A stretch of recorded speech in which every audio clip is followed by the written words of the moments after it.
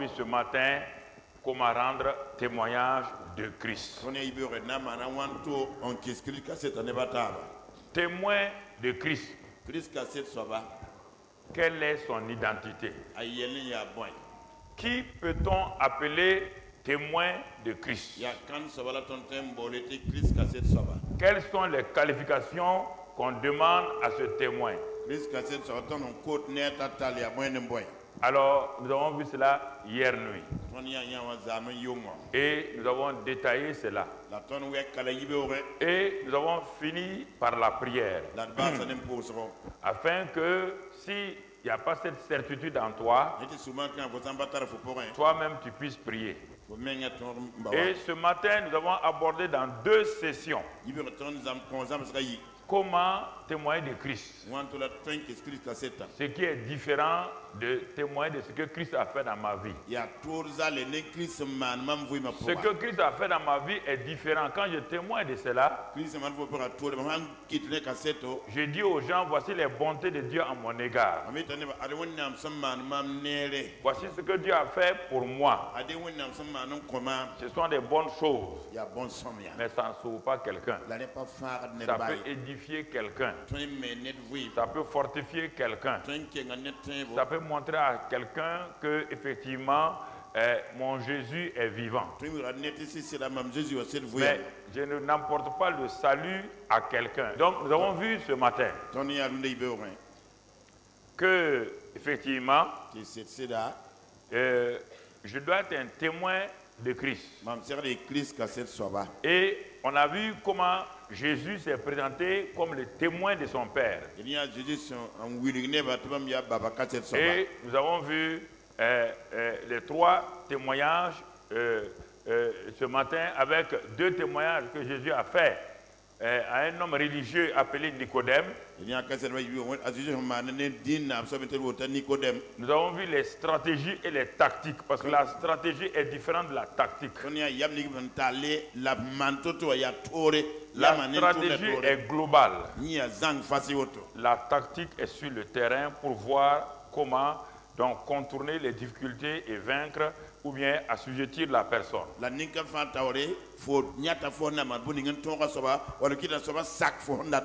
avons vu qu'un homme religieux est venu à Jésus. Et il est venu non pas pour se convertir. Parce que ce jeune homme l'intriguait, ce jeune homme vraiment se pose la question, comment un jeune homme de 30 ans peut avoir des foules derrière lui comme cela. Mais Jésus, de façon spécifique, a évité ces questions qui sont des questions dangereuses. Quand vous voulez témoigner à quelqu'un, il y a toujours la personne qui veut vous éviter, il va emprunter des chemins, il va vous poser des questions, sinon il faut éviter ces questions, continuer tout droit dans ce que vous êtes en train de dire.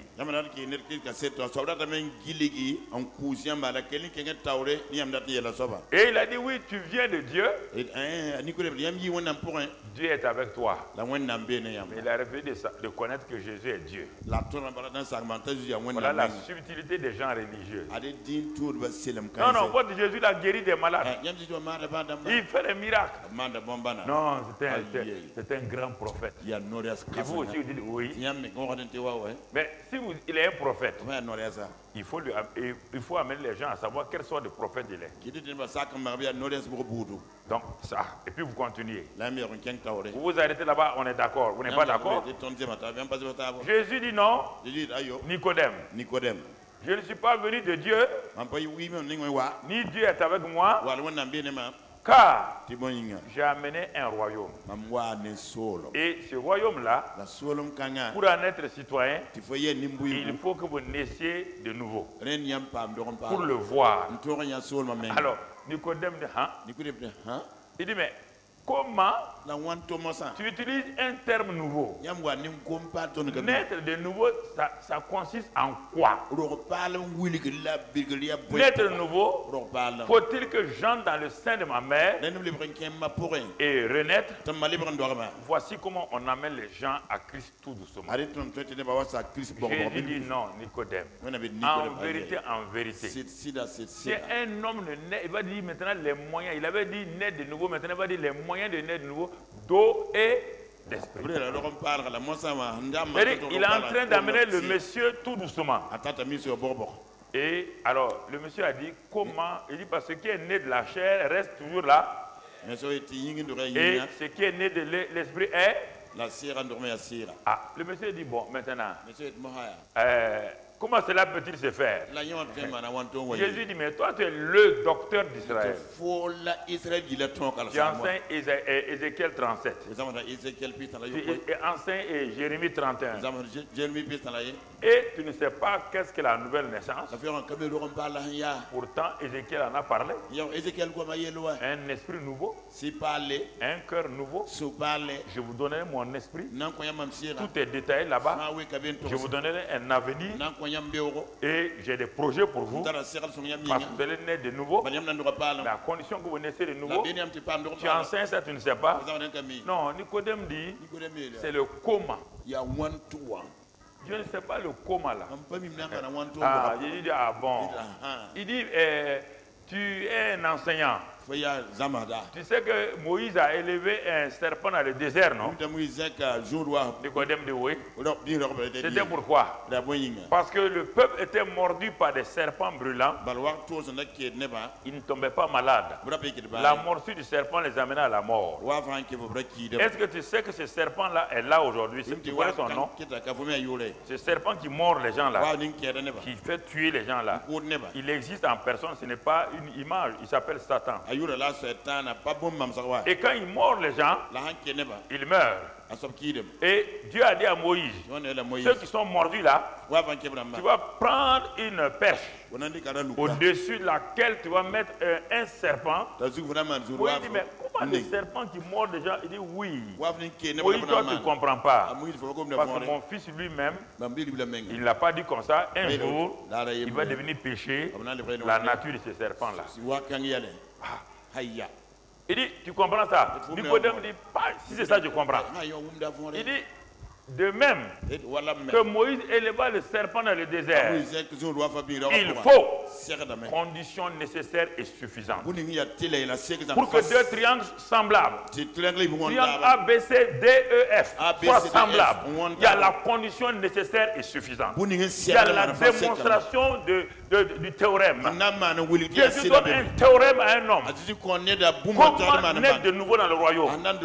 Il dit à cet homme-là, de même que Moïse a fait cela, et que quiconque allait regarder ce serpent-là, il ne sait pas comment, sans effort, en un instant, la mort quittait son corps, il avait la vie. De même, il faut que le Fils de l'homme soit élevé, afin que quiconque non pas voit, quiconque croit en lui ne périsse point, mais qu'il ait la vie éternelle.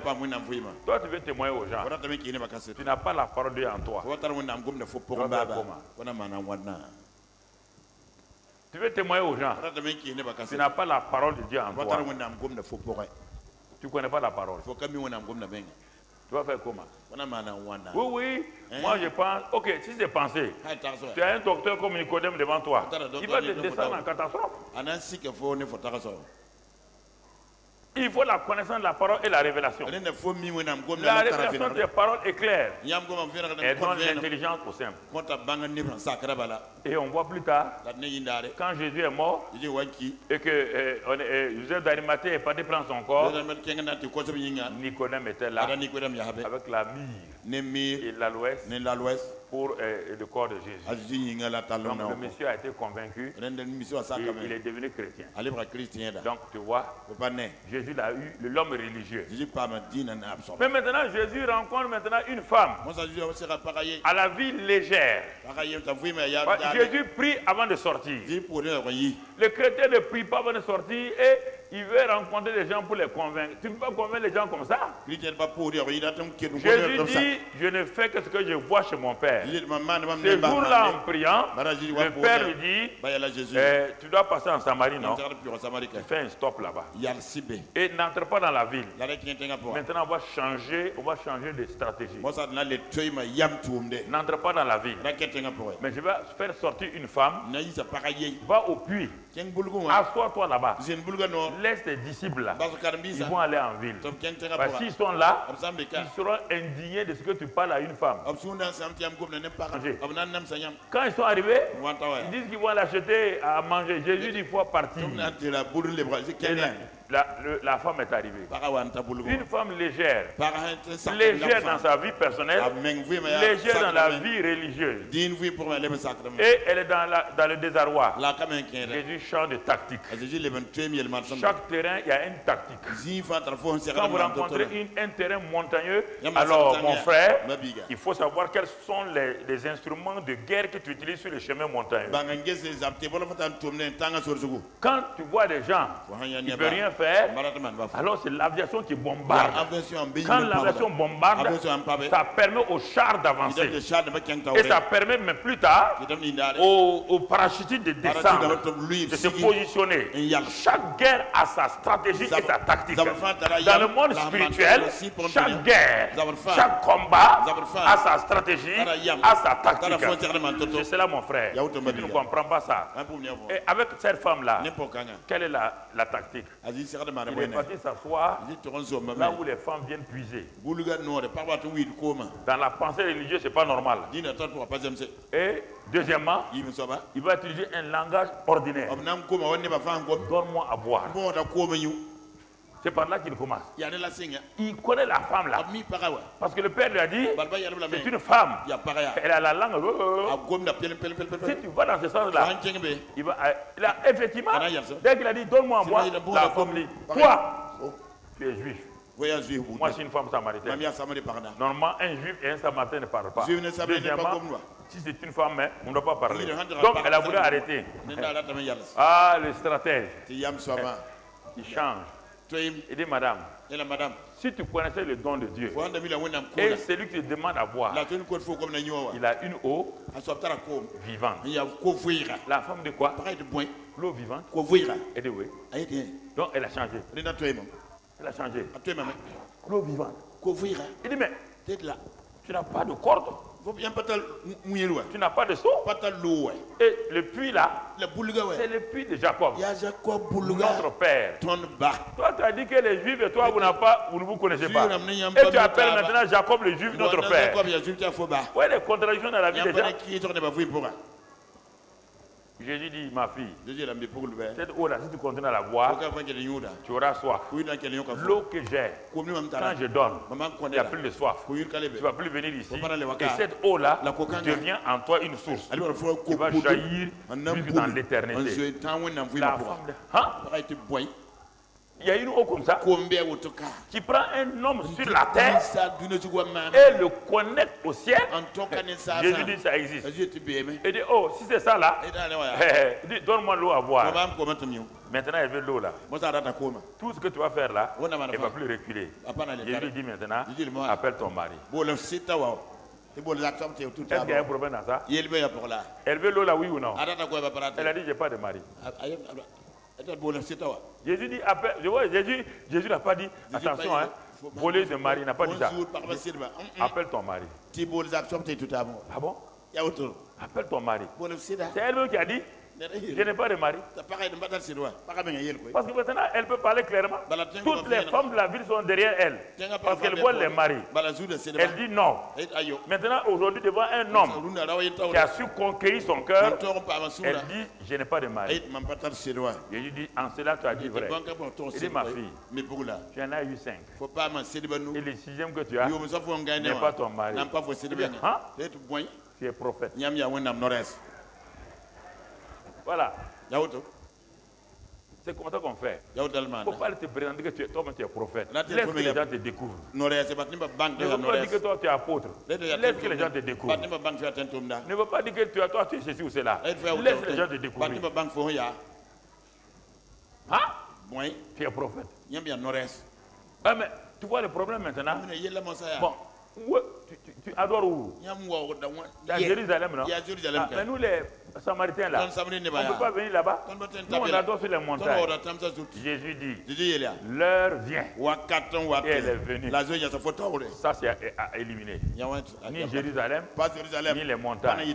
Car Dieu est esprit. Il est partout. Ceux qui l'adorent doivent l'adorer en esprit et en vérité. Ce sont tels adorateurs que le Père cherche. Et dit, mais toi là, on dirait que tu as une parole merveilleuse. Mais il y a quelqu'un qu'on attend. Sûrement, il ne peut pas parler mieux que toi. Mais on nous dit que le Messie va venir. Et quand il viendra, il va tout dire.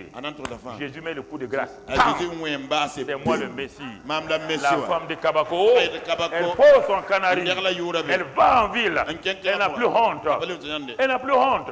Elle dit aux femmes dont elle a détourné les maris, venez voir un homme qui va tout dire. Ce n'est pas le Messie. Et la ville de Samarie suit la femme. 1 kilomètre à pied. Ça use, ça use. 1 kilomètre à pied. Ça, c'est le chant des soldats. 1 kilomètre à pied. Ça use, ça use. C'est ça. Et brusquement, toute la ville est devant Jésus. Alors, mon frère, quand tu rencontres des gens comme ça, toi tu dis, je vois que toi tu es adultère. Tu as couché avec 5 maris. La femme dit, bon, au revoir. Homme de Dieu, je suis venu pour que tu... Mais au revoir. Tu ne vas plus la voir. Ou bien il s'assoit devant toi. Le gars est sous. Il est assis. Il dit, ah, tu as bu la bière, hein? Tu as bu bière. Ah non. Ceux qui boivent bière n'iront pas au paradis. Dis-moi le chapitre et le verset dans la Bible où on a dit que ceux qui boivent bière n'iront pas au paradis. Montre-moi ça. Vous inventez des choses qui ne marchent pas. Qui t'a dit que la bière peut empêcher quelqu'un d'aller au paradis? Qui t'a dit ça? La bière va te faire des bêtises toi-même. Ça va te disqualifier.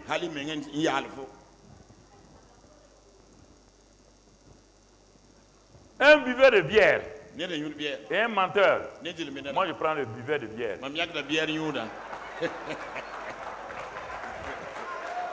Ah oui? Ah ben oui. C'est vrai. Il a eu un problème. Comme il a eu un problème, personne n'a pu l'encourager. Il boit la bière pour oublier. Mais si tu lui donnes l'espoir, il va changer. Mais un menteur, c'est quelqu'un, il est clair, c'est clair. Il s'assoit, il te regarde. Comment il va t'escroquer? Donc c'est volontaire. Hein? Oui ou non? Tu peux le changer?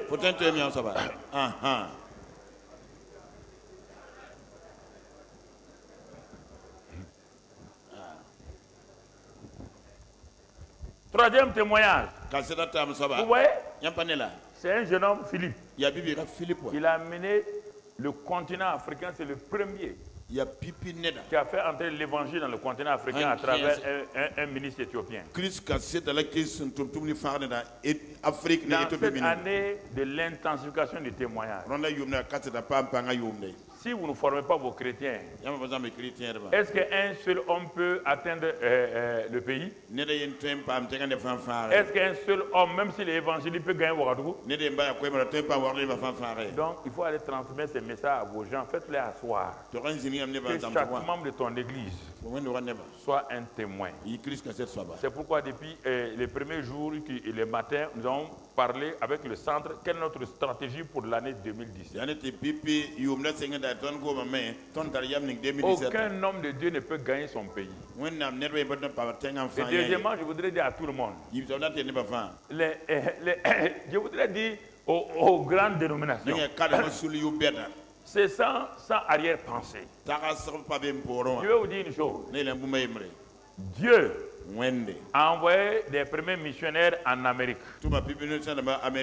Les premiers missionnaires en Amérique ont prêché.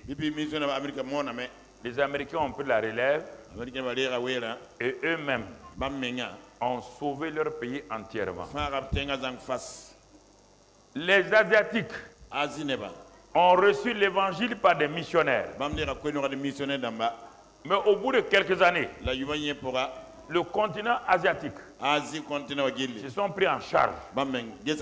Ce sont des Coréens, des Hindous, tous qui ont commencé à gagner l'Asie.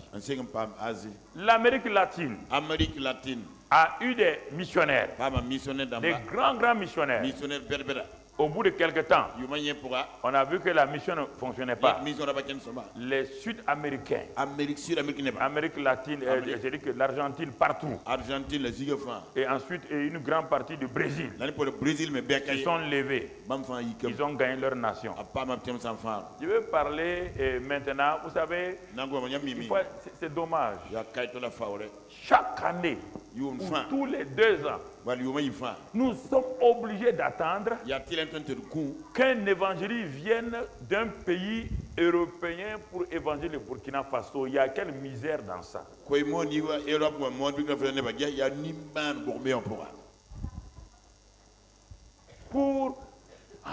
Quand on dit qu'un missionnaire européen vient, on dit de nous mobiliser. Combien d'évangélistes puissants sont au Burkina Faso?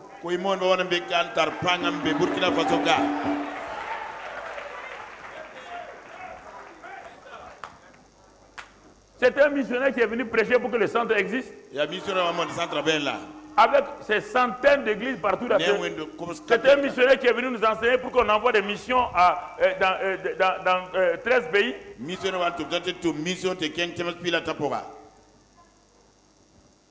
Je voudrais parler aux églises de la Fédération des églises missions évangéliques. Je veux parler sans rancune, sans rien. Si vous voulez gagner le Burkina Faso, et vous devez attendre tous les 2 ans que tel évangéliste vienne, les Burkinabés vont vous accuser devant Dieu aussi, parce qu'ils vont vous dire: vous avez reçu le Saint-Esprit, vous avez la parole, vous avez tous les moyens pour évangéliser le Burkina Faso. Vous ne l'avez pas fait. Vous êtes dans vos églises, dans vos dénominations, en train de vous bagarrer, et les Burkinabés meurent. Fédération des églises évangéliques, grande église évangélique, regardez, 17 millions de Burkinabés. Quand nous avons commencé, on était à 5 millions. Quand le centre commençait, le Burkina avait 5 millions. Nous avons installé des églises. Le Burkina a 17 millions aujourd'hui. Où sont les églises évangéliques qui sont ouvertes? Où sont les campagnes d'évangélisation?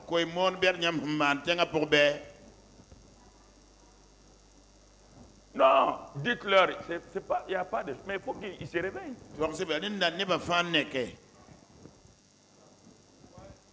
Non. C'est dommage, hein? Quand un Burkinabé veut faire campagne d'évangélisation, ils font tout pour faire des réunions à gauche, à droite pour l'empêcher. Tout le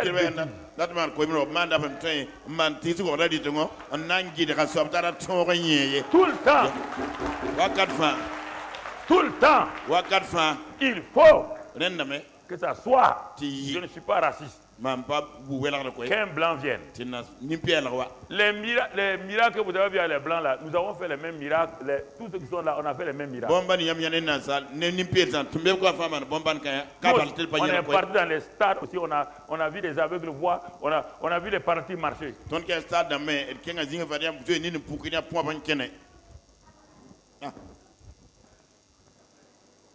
Voilà le problème. Dès qu'un blanc vient, ils sont derrière.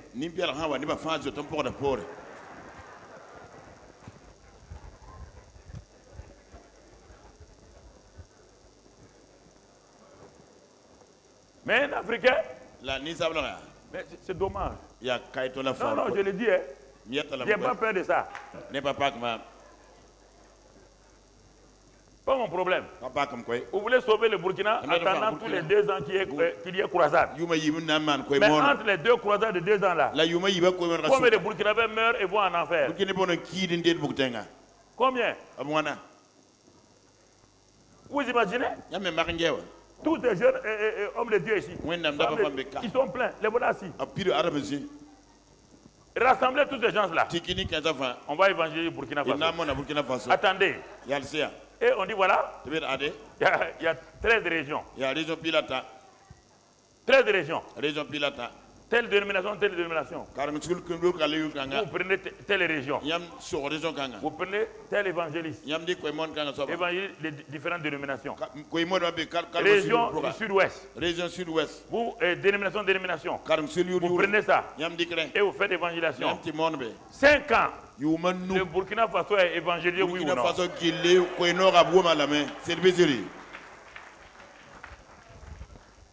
Continuons à attendre. Moi, je ne vais pas attendre et que Dieu va me demander le sang des Burkinabés dans mes mains. Jamais. Voilà ce que je voulais dire. Il n'y a rien de mauvais dans ça.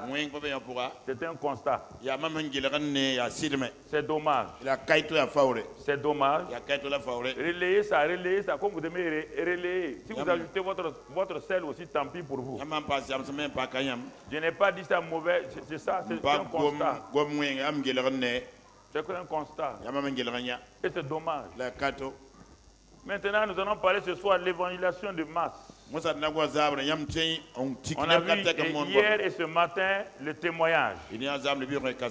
Maintenant, quand nous avons appris à témoigner, ça c'est les chrétiens. La croissance de nos églises peut passer d'abord par le témoignage de nos chrétiens. Vous leur apprenez à témoigner aux gens. Alors, une église de 100 personnes à qui on a appris à amener quelqu'un à Christ.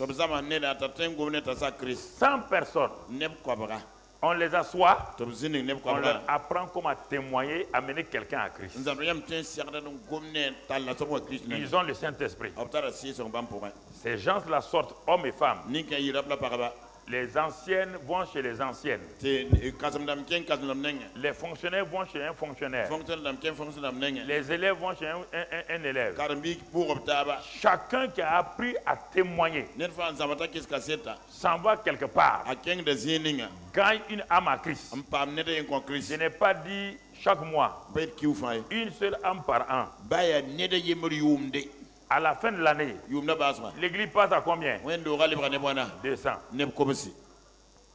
Est-ce qu'il y a un évangéliste qui a prêché? Ce sont les chrétiens eux-mêmes à qui on a appris à témoigner. Le pasteur passe son temps à les former avec un groupe d'évangélistes. Il forme les chrétiens au témoignage. Il prie pour eux et les chrétiens s'en vont. Les femmes âgées vont chez les femmes âgées. Les jeunes vont chez les jeunes. 1 an seulement. L'église est passée de 100 à 200. Et le pasteur est là pour les enseigner, les édifier. À côté de ce témoignage maintenant, si en face de l'église, il y a une place publique, ils font... ils demandent aux voisins, nous voulons faire 3 soirées d'évangélisation. Et ils demandent à la mairie, cette place publique-là, nous voulons faire évangélisation. De masse. Mais masse, ça veut dire quoi? Quand ça dépasse 10, 20, 30 déjà, c'est ça. Et maintenant, le pasteur sort ou l'évangéliste de l'église sort. Il prêche là-bas. Ceux qui ont appris à témoigner là deviennent les conseillers. Ils savent comment amener quelqu'un à Christ. Ils ont les papiers. Et ils entourent cette foule de 400, 600 personnes là. Les gens de l'église les entourent. Au moment où l'évangile, le pasteur prêche, il lance l'appel. Tous ceux qui témoignent là sont déjà... Chacun prend un nouveau converti. Le pasteur dit, bon, allez-y là-bas, on vous donne des papiers. Chacun a son nouveau converti. Oh, mon ami, viens. Oh, c'est excellent. Vraiment, ce que tu viens de faire là, c'est formidable. Chacun. Et vous savez ce que le pasteur a fait? Ce qu'il a dit là, le salut, ça veut dire quoi? Tu lui parles. Le gars, mais où est-ce que vous habitez? Dans quel endroit? Bon, ok, dimanche matin, à 7h30, prépare-toi. Il vient te chercher. Et il ne viendra pas tout seul à l'église parce qu'il a peur. Dimanche matin, Dis à votre femme, je vous dépose tôt ce matin. Je dois aller chercher celui qu'on m'a confié. Il y a un problème dans ça. Vous voulez nourrir les chrétiens. Vous les donnez sous Boukolo, des guerres. C'est pourquoi ils ont diarrhée là.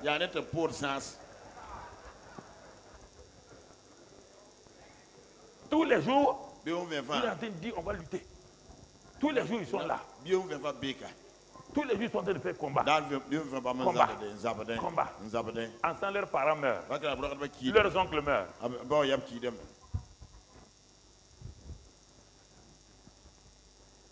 Si ta tante est sorcière, on dit que c'est ta tante que toi, les Africains qui sont en France, là, ils sont bizarres. Ils sont là-bas. C'est leur tante de Noumoudara là.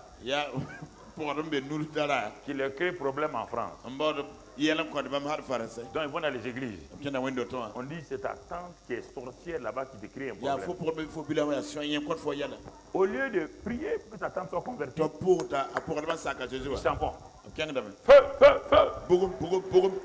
Que toute personne qui s'élève contre moi, le feu, feu, feu. Et un jour, on lui téléphone que ta tante est morte. Il dit, tante est morte. Qui l'a tué?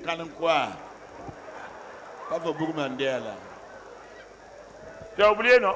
Feu, feu, feu, non? C'est ça qui a tué tante. C'est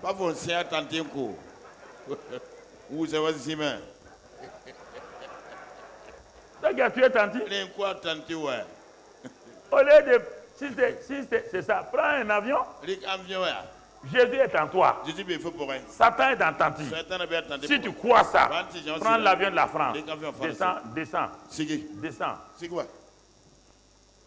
Mais tu n'as pas confiance en ça. Que Christ est en toi.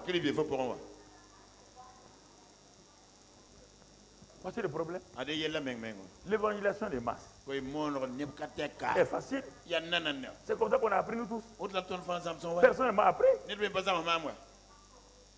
Quand j'ai vu les Osborne faire, quand Dieu m'a parlé de ces gens-là dans ma vision, quand je suis arrivé au Burkina, personne ne m'a appris à faire l'évangélisation de masse. J'ai dit, je vais aller. J'ai pris ma voiture, j'ai commencé à tourner. Et j'ai commencé à aller chez moi au village. Et ensuite, j'ai commencé à aller à gauche, à droite. Et c'est à Koudougou maintenant où j'ai perfectionné tout cela. Mais on a commencé à voir des gens dans les cours. Les gens venaient, on priait.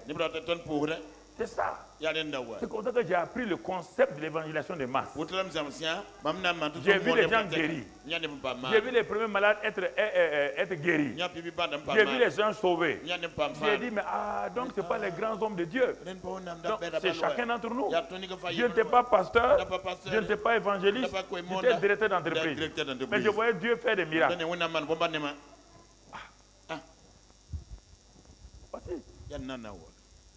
Donc, on a vu des témoignages hier nuit et comment témoigner ce matin. Si tu n'étais pas là, il faut prendre les clés USB, tout ça là, comment témoigner et tu vas comprendre beaucoup de choses.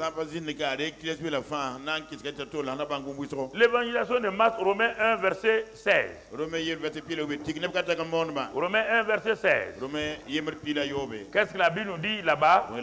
Car je n'ai point honte de l'évangile, c'est une puissance de Dieu pour le salut de quiconque croit. Du juif premièrement, puis du grec. Donc, l'évangile est une de Dieu pour qui? Pour celui qui croit. Donc, pour que la personne croit, il faut que d'abord il y ait l'évangile. Est-ce que tu es convaincu que l'évangile est une puissance? L'évangile veut dire bonne nouvelle. Simplement. Est-ce que tu crois ça? Tu ne crois pas ça. Qu'est-ce que tu crois? Qu'est-ce que tu crois? Tu crois à l'onction? L'onction ne se développe pas sans l'évangile. Tu crois à quoi? Au jeûne et à la prière? On n'a pas dit par le jeûne et la prière, les gens seront sauvés. Le jeûne et la prière pour te préparer toi-même. Ça ne sauve pas quelqu'un. C'est pour toi. L'évangile est une puissance. Une puissance de Dieu. Pour quiconque croit. Toi-même d'abord, tu veux prêcher l'évangile, tu dois croire. Celui qui va entendre là, doit arriver à croire. Alors si les deux vous croyez, la puissance se manifeste. La puissance se manifeste. Frères et sœurs, puissant de Dieu. L'évangélisation de masse a été pratiquée par Jésus. Et après, par ses premiers disciples. Après, le Moyen Âge est arrivé, les gens ont arrêté ça, ça a été balayé. La personne qui a réveillé l'évangélisation de masse s'appelle John Wesley. Un homme que j'ai apprécié. Et j'ai lu sa biographie, ça m'a boosté dès mon jeune âge. John Wesley. Son père était pasteur. Mais son père ne voulait pas voir les signes et les miracles. Et son père a dit, il était le président de l'église anglicane. Son papa a dit de ne même pas donner la Sainte Seine à son fils.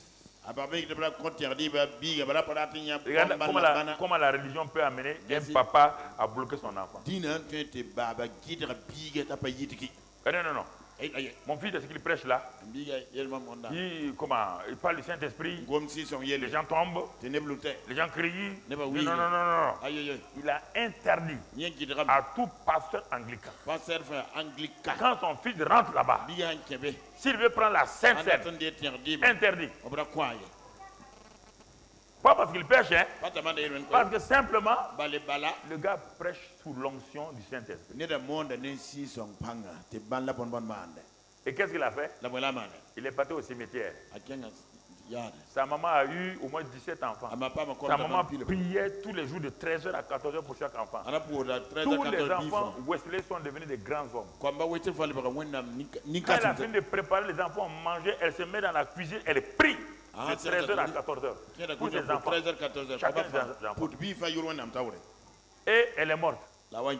John Wesley a dit, ceux qui croient en lui là, allons-y au cimetière. Il est parti sur la tombe de sa mère. Il s'est arrêté. Il dit, ça c'est la tombe de ma mère, j'en fais la chair pour prêcher. Il dit, personne ne peut m'empêcher. Et les gens sont rentrés au cimetière. Il a dit aux gens, les gens sont montés sur les avenues, descendez, par l'onction va venir. Descendez. Quand il a commencé à prêcher, la puissance de Dieu a envahi le cimetière. On dirait que ce n'est pas un cimetière. Les gens couraient, les gens se jetaient, les gens... Et il a, à cause de ça, la révolution devait rentrer en Angleterre. Avec Karl Marx, qui était là-bas. À cause de John Wesley, il a envoyé la révolution en France, qui est devenue 1789. Où vous avez décapité Dieu, vous avez mis la raison. C'est pourquoi vous avez des problèmes. Chaque fois, l'église, votre église là, il parle de l'église qui est là-bas, je ne parle pas d'une église précise. Chaque fois que quand Dieu veut agir, vous faites demi-tour pour prendre la raison, pour le mettre sur votre tête. Chaque fois que le Saint-Esprit veut aller quelque part, vous vous arrêtez, vous vous dites, est-ce que ça c'est vrai? Est-ce que ça c'est une bonne doctrine? Est-ce que c'est ceci ou cela? Est-ce qu'on va faire comme ça? Et vous retournez en arrière. Ce qui fait que les églises en Europe reviennent. N'ose pas franchir la ligne pour croire Christ totalement. Il mélange Christ avec autre chose. On appelle ça du syncrétisme.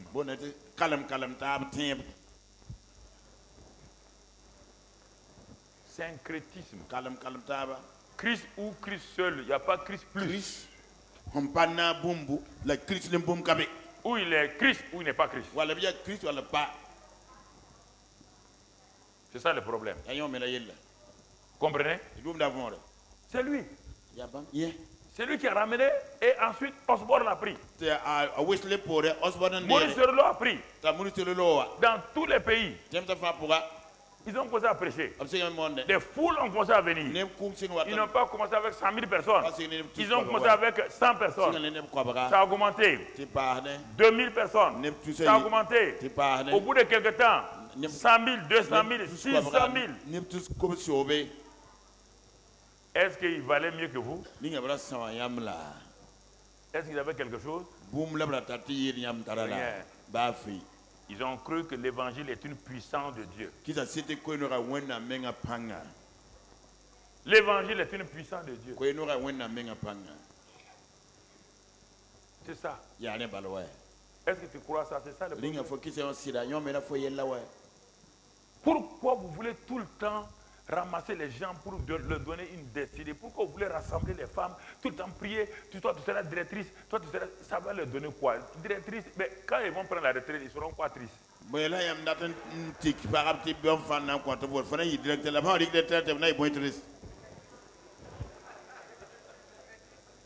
Retratrice.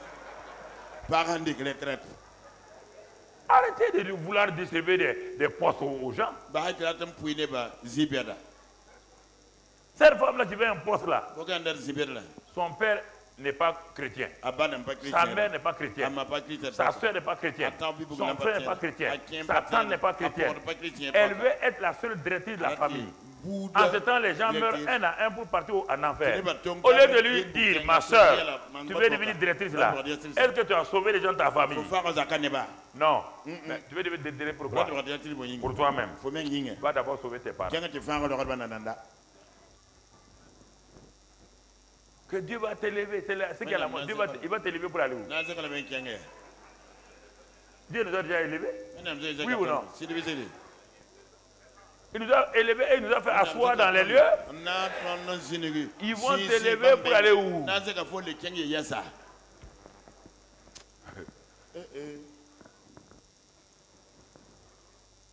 L'évangélisation de masse. Matthieu 9, 35. Jésus a commencé par le témoignage. Individuellement. La Samaritaine, Zachée, Nicodème. Il y a plein de cas comme ça. Maintenant, dans Matthieu 9, 35, on voit le jeune homme commencer à prendre de l'ampleur. Jésus parcourait toutes les villes et les... Maintenant, il a quitté les petites réunions, les témoignages. Il a commencé les villages, les villes. Au fur et à mesure qu'il fait, l'onction monte, l'onction augmente, la puissance de Dieu augmente. Les gens disent, mais quelqu'un qui a apparu là, il s'appelle Jésus de Nazareth. On ne sait pas d'où il vient. De quelle école il vient? Personne ne le reconnaît. Où il a étudié? Personne ne peut dire. Mais pourtant, les foules le suivent. Les foules le suivent. Est-ce que vous allez changer votre mentalité? Et vous qui nous suivez actuellement, vous allez changer votre mentalité? Et qu'est-ce qu'il dit? Il dit, enseignant dans les synagogues. Il faisait l'enseignement. Il prêchait. L'enseignement et l'application, c'est différent. L'enseignement, tu communiques un savoir à quelqu'un pour qu'il avance lui-même. Mais il prêchait la bonne nouvelle du royaume. Et quand on prêche, il faut démontrer. Et il guérissait toute maladie et toute infirmité. Tu vois? Donc, l'évangélisation de masse a commencé. Partout maintenant, les gens venaient de Syrie. Partout. Vous voyez, l'homme qui a commencé avec une Samaritaine, qui a commencé avec un chef religieux, il a été fidèle dans le témoignage. Dieu dit, tu as été mon fils, tu as été fidèle dans peu de choses. Je vais te confier de grandes choses. Je vais te confier des villages. Je vais te confier des villes. Que cette année 2017, Dieu vous confie vos villes et vos villages du pays au nord de Que vous soyez ceux qui dominent vos villes et vos villages. Que vos quartiers soient envahis par la présence de Dieu. Que la gloire de Dieu envahisse vos villes et vos villages. Que la puissance de Dieu envahisse vos familles. Au nom de Jésus-Christ. Amen. Amen. Asseyez-vous, mon frère, ma soeur. Oui. De village en village. Et ensuite, quand il a passé le relais à ses disciples, le jour de la Pentecôte, non, les pierres ont dit non, nous on ne peut pas. On ne peut pas. Surtout il avait trahi Jésus là, il était culpabilisé. Mais est-ce que le Saint-Esprit était venu? Quand le Saint-Esprit est venu, Pierre est rempli du Saint-Esprit. 17 nationalités étaient à Jérusalem. Les Égyptiens, les Libyens, il y avait toutes sortes, les gens de partout, les Crétois, les Arabes, tout le monde. Le monde était en miniature à Jérusalem. Quand Pierre est rempli du Saint-Esprit, il va commencer directement l'évangélisation de masse. Il descend de la chambre haute. Il est dit avec les 11. Avec les 11, ils sont descendus. Acte 2, 14. Acte 2, 14. Quand ils sont descendus, mon frère, il est dit, se présentant avec les 11, éleva la voix. Qui? Pierre. Et leur parla en ces termes.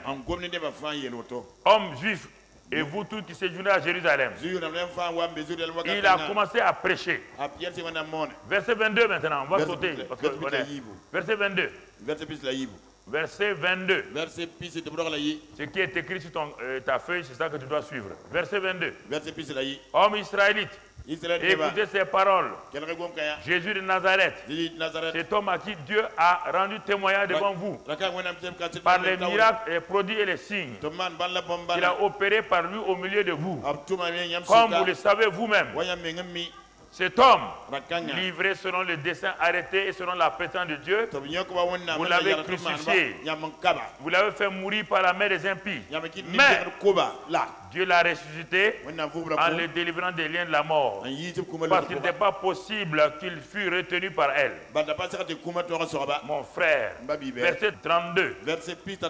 Verset 32. C'est Jésus que Dieu a ressuscité. Nous en sommes tous témoins. Vous voyez bien? Nous en sommes tous témoins. Mon frère, verset 33. Qu'est-ce qu'il est écrit? 33. Élevé par la droite de Dieu, il a reçu du Père le Saint-Esprit qui avait été promis et il l'a répandu comme vous le voyez et l'entendez. Est-ce que vous avez entendu un autre nom dans son message? Il a parlé de quelqu'un d'autre. Il parlait de qui? Rien que Jésus. Tout temps, Jésus. Tout part, Jésus. Toi, tu veux dire, ajouter quoi? Vous voyez là? Tout est Jésus. Tout. Tout. La suite. Il a répandu comme vous le voyez. Que tout. Regardez, il va conclure maintenant. C'est une prédication formidable. Il commence par la crucifixion. Et il démontre que la crucifixion était une réalité. Il utilise des passages bibliques. Sans Bible, sans Bible. Le Saint-Esprit donne les paroles. Il cite les psaumes de David. David a dit. Les gens regardent Pierre. C'est le même gars là. Oui. Il démontre. Il parle. Il continue. Sans Bible, rien. Et il va conclure. Il conclut maintenant. Quelle est sa conclusion? Que tout Israël sache. Que tout le monde sache. Que Dieu a fait de ce Jésus-là Seigneur et Christ. Les gens disent, hein? Non, Jésus est devenu Seigneur et Christ. Oui. Résultat, ils ont élevé la voix, ils ont crié. Homme frère, que ferons-nous maintenant? Tu dis qu'il est parti? Mais on ne savait pas. S'il avait prêché autre chose, est-ce que les gens allaient réagir comme ça? Pourquoi vous voulez évangéliser en prêchant, en mélangeant les choses? Et il y a un message constant. Ils ont crié, homme frère, que devons-nous faire? Pierre le dit, répentez-vous, c'est-à-dire changer de mentalité. Sachez que Jésus-Christ est Seigneur. Il est l'agneau de Dieu qui a ôté les péchés. Et en ce jour-là, quand Pierre a lancé l'appel, 3000. Ah non. Est-ce que... Non, vous avez compris mon message? Il dit oui. Vous avez compris ce que j'ai dit? Oui. Donc, vous croyez que Jésus est réellement l'agneau de Dieu? Oui. Qu'il a été crucifié pour vos péchés? Oui. Donc, vous croyez chaque élément de mon message? Les gens ont dit oui. Qui a dit hein? Mais donc l'évangile est une puissance. On a joué avec ça. C'est une puissance. Mais si ces gens qui avaient prêché, on va dire ah, Jean n'a jamais trahi Jésus. Mais qui a prêché? Le traître a prêché. Il a pris sa revanche sur Satan. Satan l'a humilié, maintenant il humilie Satan. Parce qu'il avait le bon message. Message de Jésus. Avez-vous le bon message? Pourquoi vous prêchez des choses qui ne sont pas le message de Dieu? Le Saint-Esprit dit que lui il est venu pour parler de Jésus. Il est venu révéler Jésus. Il n'est pas venu révéler un homme. Il n'est pas venu révéler les doctrines. Il est venu pour glorifier Jésus. Pour révéler Jésus. Jean 15, 26 pour témoigner de Jésus. Afin que tu témoignes de Jésus. C'est ça qu'il est venu. Pourquoi vous voulez mélanger les messages? Les 3000 ont été sauvés là. Regardez automatiquement. Ils ont commencé l'étude biblique. Tous les jours. Nous on vient pour venir à l'église même 2 fois par semaine, c'est problème. Les gens là venaient à l'église dans les maisons tous les jours. La Sainte Seine tous les jours. Étude biblique tous les jours. Prière tous les jours. Et ils ont commencé le socialisme chrétien. Ils ont commencé à partager les biens. Les riches partageaient les pauvres. Et les gens de Jérusalem étaient étonnés. Ce n'est pas possible. Ces gens de Jésus-là, regardez ce qu'ils font. Ils sont en train de changer la société positivement. Il est dit que les gens habitants de Jérusalem les admiraient, les regardaient, les admiraient. Parce qu'ils avaient le bon message. Mon frère, ma soeur. Le bon message n'a pas changé de toujours là. Est-ce que c'est ça que vous donnez? Pourquoi voulez-vous vous arrêter pour donner les paroles de connaissance autres là? C'est pour l'église. Mais quand vous êtes sur le terrain, c'est le message. Donnez le message. Donnez le message. Mon frère. C'est cela. Parlez. Parlez. Et vous allez voir ce que Dieu va faire. L'église primitive, si vous regardez, ce n'est pas Pierre seulement. On voit, il est dit qu'il partit dans Marc 16, 20, on ne va pas le lire. Quand ils ont entendu, ils s'en allèrent et prêchaient partout. Le Seigneur travaillait avec eux. Avec qui? Ceux qui sont. Mais nous voulons aller dans nos églises, on veut que Dieu travaille avec nous. On veut travailler l'église. On veut moqueter l'église. C'est bon. Tout est, on dépense l'argent dans des choses qui vont rester sur la terre. Au lieu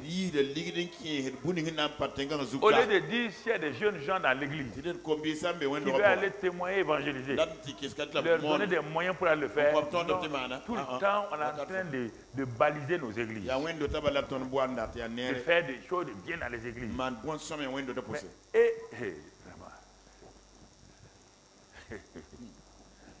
Oui. C'est la concurrence des églises. Notre église est ceci ou cela. Notre église est cela. Notre église, mais ça vous donne quoi? Quand vous mourrez là, vous laissez l'église là. Hein? Je sais pas. Ne prenez pas tout le confort pour le bâtiment. Les individus qui sont là, il faut les envoyer. Vous comprenez? L'excellence, le mot excellence, ce n'est pas une affaire de bâtiment. Ce n'est pas une affaire de manière. Il y a tellement d'excellents médiocres.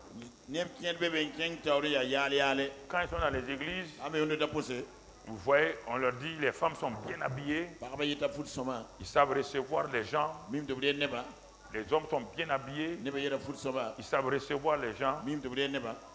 Quand ils quittent l'église, dès qu'ils enlèvent leurs habits, le mari assis à la maison, c'est problème. Ils sont plus gentils. Ils sont gentils à l'église, méchants à la maison. Les hommes sont gentils à l'église, méchants à la maison. C'est quelle excellence ça? C'est quelle excellence? L'excellence est excellente de vie. C'est pas excellence d'habillement. Quand je vois les gens parler comme ça, j'ai pitié des gens. On développe l'excellence ici. C'est quelle excellence? Laquelle? Laquelle?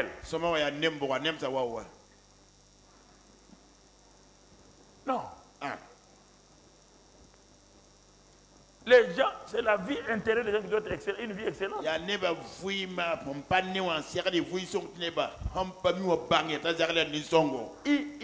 Écoutez frère, le Seigneur, ils ont continué. Acte 5 verset 16. Le même Pierre. Acte 5 verset 16. Le même Pierre. Continue. Maintenant, il a l'assurance. La multitude a couru autour des villes voisines. Amenant quoi? Des malades et des gens tourmentés par des esprits impurs. Et tous étaient guéris. C'est qui? Ça, c'est le même Pierre là. Qui a prêché le jour de la Pentecôte. Il a grandi dans la foi. Il a grandi dans l'onction. Il a grandi dans l'assurance. Maintenant, il dit aux gens, il y a trop de gens. Quand vous viendrez, posez vos malades le long de la route. Pierre. Ah! Hey, Pierre. Pierre.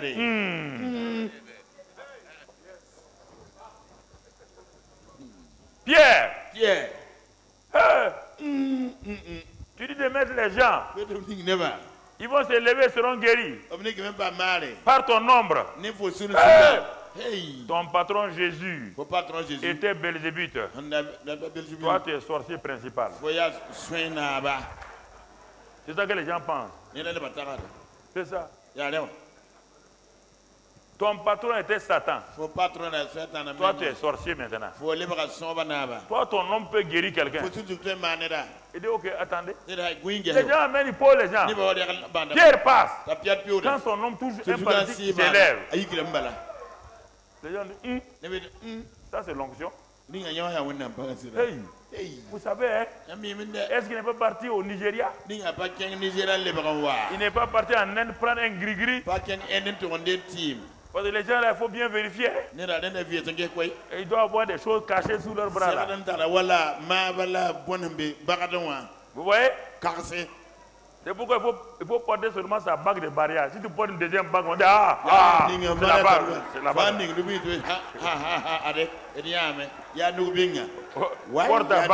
Porte ta bague de mariage et c'est simple. Si tu portes une bague un peu noire, regardez-le, hein. Quand il vient, il fait comme ça.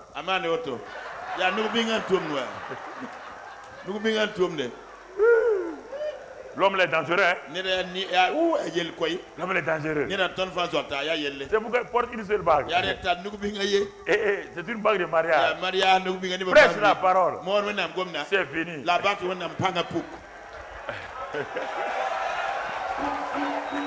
Alléluia. Les gens ne croient pas. On dit non, Pierre, non. Pierre, non, toi là, non. Il frappe là. Hein? Faut les rater. Non, tu as pris médicaments. Faut les rater, l'Africain, il faut quoi? Il est chrétien, mais il faut qu'il... Ok. Acte 8, verset 5. Bon, comme ça, c'est l'apôtre Pierre. Dieu sait défendre ces gens. Un jour, c'était un diacre, un simple diacre. Les pierres ont prié pour lui. Ce diacre-là est parti par accident même en Samarie. Il arrive en Samarie par accident parce qu'il fuit la persécution. Quand il arrive en Samarie, il regarde. Ah non, la ville là a des problèmes. Mais il se rappelle que Jésus était venu là-bas. Ah, il y a une Samaritaine ici. Donc peut-être, je ne suis pas évangéliste. Je suis qu'un diacre. Mais on m'a dit, Jésus a dit, vous serez mes témoins parce que le Saint-Esprit vient sur moi. Donc le Saint-Esprit est sur moi. Qu'est-ce qu'il a fait? Il ne connaît personne. Il n'a même pas un bon logeur en Samarie. Il a posé à prêcher Christ. Quand il a posé à prêcher Christ, les gens ils croient que lui aussi il est apôtre, non? Mais les miracles ont commencé. Les guérisons ont commencé. La ville était remplie de joie. Les gens voyaient les miracles. Ils ont dit, ah, un diable. Mais il a le Saint-Esprit. Est-ce que, je vous pose la question, est-ce que Pierre a prêché sur les fétiches? Il prêchait quoi? Il a prêché sur les fétiches. Il a prêché sur les magiciens. Mais est-ce qu'il sait même que dans la ville, là, il y a un grand magicien qu'on appelle la puissance de Dieu? Est-ce qu'il est au courant? Le petit a prêché Christ. Le magicien est venu à la croisade. Il veut gâter mon pain. Il est venu se cacher. Comme toute la ville le connaît. Les gens ont dit, hey, Simon le magicien est là. On va voir aujourd'hui qui est qui. Mais ils ne savent pas que quand deux verbes se suivent, le second se met à l'infinitif. Philippe est venu. Il a posé à prêcher Christ. L'onction de Dieu. Instant, Simon le magicien était assis. Il dit, on va attacher Philippe. Quand il attache, ces cordes-là se cassent. Il commence à dire, tala tala kumi, tala tala kumi. Les démons ont dit, il n'y a pas Koumi ici. Les démons ont dit, le gars, c'est qui prêche là. Si on ne fuit pas d'ici, on aura problème. Simon le magicien s'est retrouvé avec des fétiches, des hôtels sans puissance. Il a ramassé tous les fétiches maintenant. Mais dans ça. Il est parti voir Philippe. Il lui a donné ça. Oui ou non? Les gens de Samarie ont dit, il y a power dans power. L'évangélisation de masse. Prêche Christ. Prêche Christ. Et le Saint-Esprit élève son nom. Si tu prêches ta propre doctrine, Saint-Esprit n'est pas intéressé. Il n'est pas intéressé. Parle de Jésus-Christ. Prêche Jésus-Christ. Annonce Jésus-Christ. Ce qu'il a fait. Et tu verras. Et tu verras la gloire de Dieu. C'est ça. Si on regarde partout, Paul a fait la même chose. Et le message donc, qui marche dans l'évangélisation de masse. On l'a déjà vu avec Pierre. C'est Jésus-Christ crucifié. Paul l'a dit, Jésus-Christ crucifié.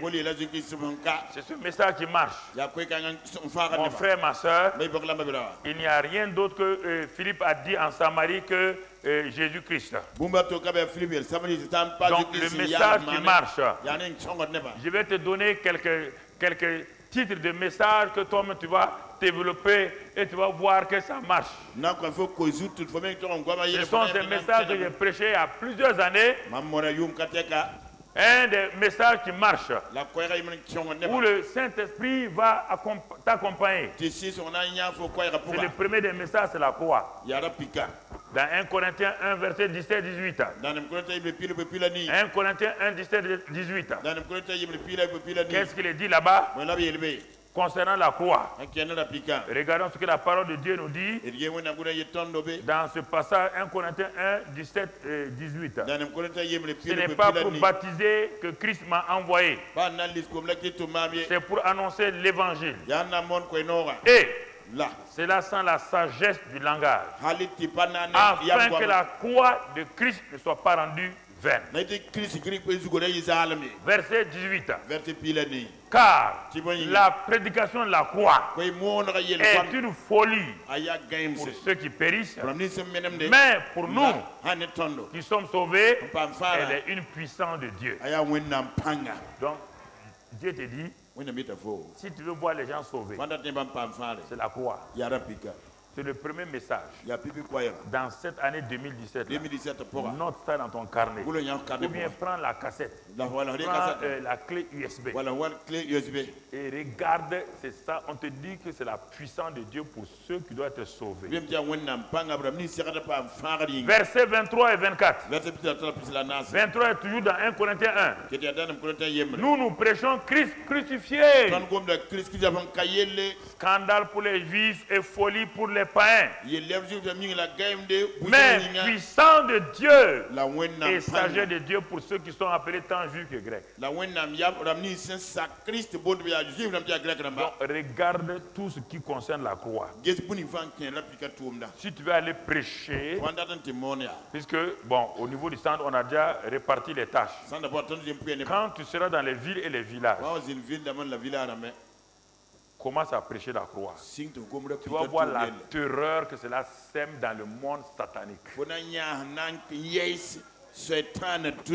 monde de Satan ne veut pas entendre la croix. On veut que tu parles de tout sauf la croix. Ça, c'est un des messages que tu veux prêcher. Développe ça toi-même. Autre message. Si tu veux qu'en cette année 2017 et les années suivantes, tu sois vraiment, tu vois la grâce de Dieu, prêche l'amour de Dieu. Dieu a tant aimé le monde. Dis aux gens, Jean 3, 16. On va lire Jean 3, 16. Romains 5, 8. Dieu a prouvé son amour envers nous, en ce que lorsque nous étions pécheurs, Christ est mort pour nous. À combien plus fort? Prêche ça devant les foules. Ils sont découragés. Leur fétiche ne peut rien faire. Dis-leur un message d'espérance. Dieu a tant aimé le monde. Dieu vous a aimé. Il a donné son Fils unique afin que quiconque croit en lui ne périsse point, qu'il ait la vie éternelle. Dis-leur que Dieu a prouvé son amour. Quand vous étiez féticheur, méchant, Dieu a prouvé son amour en donnant son Fils. Ah bon? Et il a donné son Fils pour que quiconque croit en lui donne un message. Voici un des titres. Prends ça et développe. L'amour de Dieu dans tout. Lance l'appel, tu verras. Les gens disent, ah bon, Dieu nous aime. Les gens croient que Dieu ne les aime pas. Ils croient qu'à cause de leur péché, Dieu ne les aime pas. Ils sont condamnés. Donne-leur une espérance nouvelle. En Europe, là, ils sont remplis de rejet. Je ne sais pas pourquoi les gens sont rejetés. Ce concept-là, je ne sais pas d'où c'est venu. Quand tu vois quelqu'un, je suis rejeté. Je suis rejeté. Par qui? On m'a rejeté. Mais il y a quelqu'un qui t'accepte. Dites-le ça. L'amour de Jésus vous accepte tel que vous êtes. Tel que je suis, sans rien. Sans rien à moi. Préparez des cœurs comme ça. Vous voulez aller prêcher le salut. Et vous devez avoir le groupe musical. Le groupe musical là. De venir faire danser les gens. Ça. Quand quelqu'un a dansé. Hein? Élevé, élevé, élevé, élevé.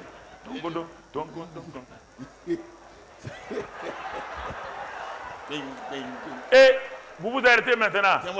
Qui veut accepter Jésus? Qui va accepter? Il nous a dit de danser. Ça veut dire que Jésus prêche l'amour de Dieu. Et dit aux gens, pourquoi quand Billy Graham prêchait, c'est que les gens attendaient. C'est parti quand il va lancer l'appel. La chorale se lève. Tel que je suis. Les gens ont dit, tous ces livres, je les ai eus. Les gens, ils disent, on ne peut plus s'asseoir sur notre chaise. Il y a une force qui les poussait, les hommes d'affaires, de tout. Ils descendaient pour aller devant Billy Graham. Ils ne comprenaient pas. Quand il a lancé l'appel, ce seul chant-là, tel que je suis, ça suffisait. Ça suffisait. Il faut que les groupes s'adaptent. Ils veulent aller montrer leur nouveau CD à la foule. Et ils vont gâter ton message.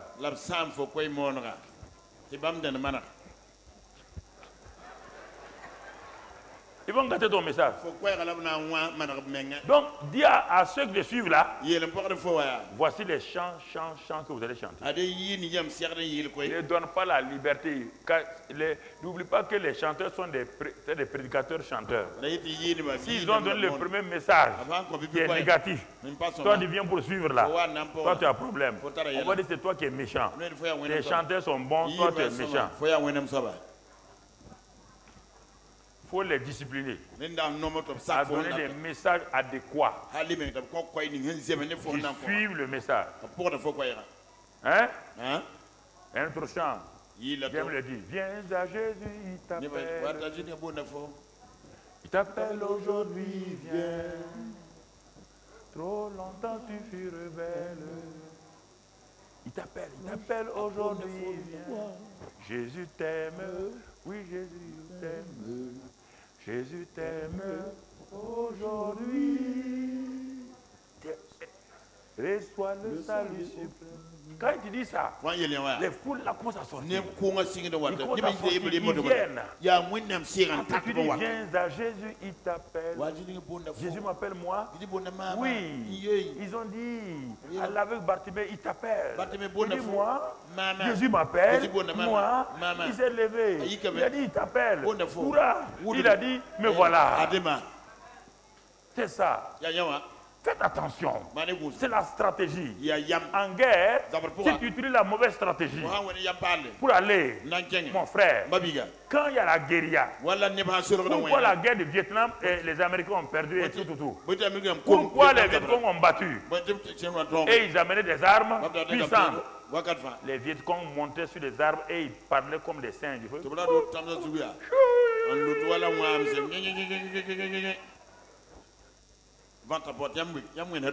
Les soldats faisaient comme ça.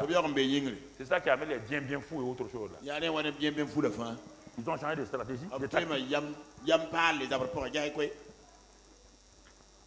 Chaque guerre a chaque guerre. Et regardez aujourd'hui, l'ennemi nous crée des problèmes avec une guerre asymétrique. La guerre asymétrique ne dépend pas d'un homme. Non. Les gens disent, bon, c'est tel homme. Il n'y a pas un homme qui peut maîtriser la guerre asymétrique. C'est-à-dire qu'on fatigue les gens. Il faut que aujourd'hui, c'est la population qui doit faire la guerre. La population doit être aux côtés de nos armées. Le gars, dans la maison là, dans la cour là, commune là, les gens de la cour commune voient un gars. Ils le regardent. C'est pas un gars sérieux. Il porte une ceinture. Il a attaché des choses. Il sort. Tout le monde se tait. Tout le monde se tait. Vous croyez que quelqu'un assis à l'état-major peut savoir ça? Vous croyez que les gendarmes qui sont là-bas peuvent savoir ça? Est-ce que le policier qui est là-bas peut savoir ça? C'est la population aujourd'hui. La guerre est revenue entre les mains de la population. La population est devenue l'agence nationale de renseignement.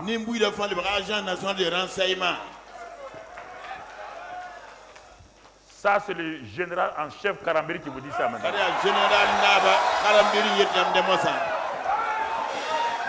La population est devenue l'agence nationale de renseignement. Les gens fatiguent les gens. Les gens critiquent l'armée. Il n'y a rien.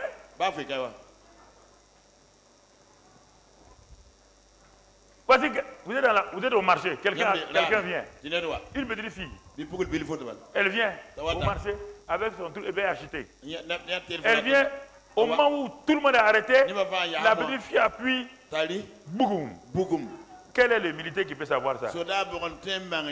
Mais cette petite fille l'a quitté quelque part. Les gens l'ont vu. Ils n'ont pas dénoncé. Nous sommes dans une guerre actuelle. Si on ne fait pas attention, on va fatiguer nos militaires, nos gendarmes. Si la population refuse de participer, ok. C'est une parenthèse que je donne à quiconque veut m'entendre. Bon entendeur, il faut faire attention. Il faut éduquer la population à participer. Pour leur montrer que c'est pour leur bien qu'ils doivent participer. Et c'est pourquoi, pasteur, tu ne peux pas faire la guerre contre Satan aujourd'hui tout seul. Dis à tes gens, venez, on va se donner la main d'association. Parce que la guerre est asymétrique. Par notre ennemi invisible. On ne le voit pas. Et on veut combattre. On va combattre Satan en dressant des hôtels. Satan s'en fout d'un hôtel. Il passe à travers l'hôtel. Tu dois être l'hôtel vivant. Tu dois être l'hôtel vivant de Dieu. Le Saint-Esprit est en toi. Tu avances. Ça, tu ne vois pas Satan. Mais celui qui est en toi voit Satan. Celui qui est en toi est plus fort que Satan. Celui qui est en toi combat Satan. En son nom, tu combats Satan.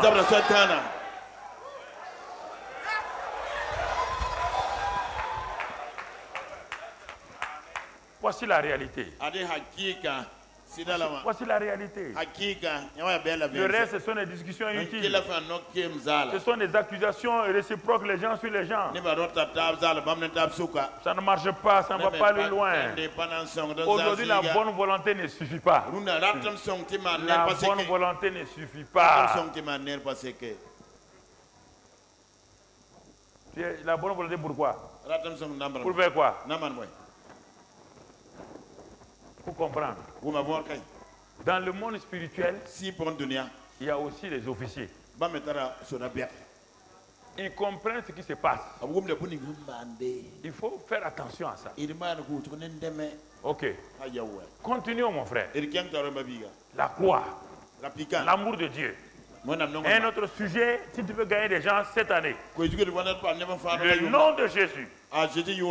Pourquoi?